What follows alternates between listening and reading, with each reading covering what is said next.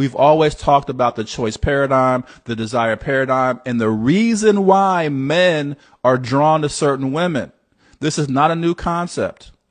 So you trying to conflate this into something where I'm trying to say, like, one time I'm telling you power, next time I'm telling you to do something different. No, I've always talked about these three feminine archetypes. Everybody's known about these three feminine archetypes, and they've always known that these archetypes, these women, these feminine archetypes have always brought something different to the table in terms of how they actually manifest men, how they actually manifest what they want from men.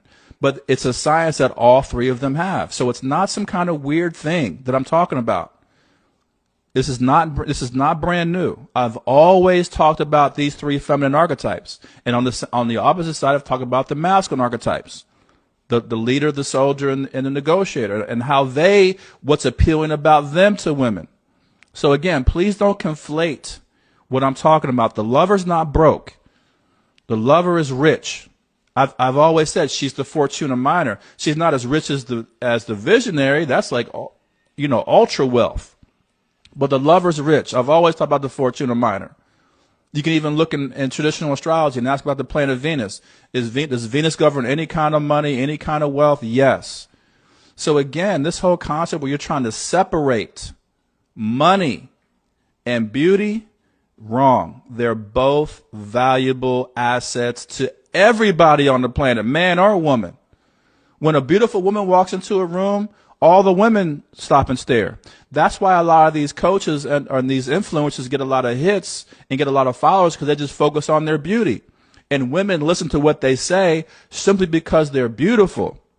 Even though what they're saying is nonsense or very basic, they still get followed. Same thing with other influencers. He's a very attractive, handsome, quote unquote, beautiful man. That's why the women are drawn to him. They're looking at his skin tone, at his height, at his body, all those things, and they're drawn to him. Again, he might be saying some great things too, but the point is, the reason why he can go through all these different trials and tribulations, get divorced, cheat on his wife, now his new girlfriend is pregnant by another man on him. Like, the reason why he can go through all those things and still maintain his followers and still maintain his following is because of that lover archetype. It's because he's a handsome, quote unquote, beautiful man. And that's valuable. Women are always going to value that. So again, you got to be clear, because I don't want to come back to this, 6 months from now, like you complain again about what I'm saying. It's the same stuff I've been teaching since day one.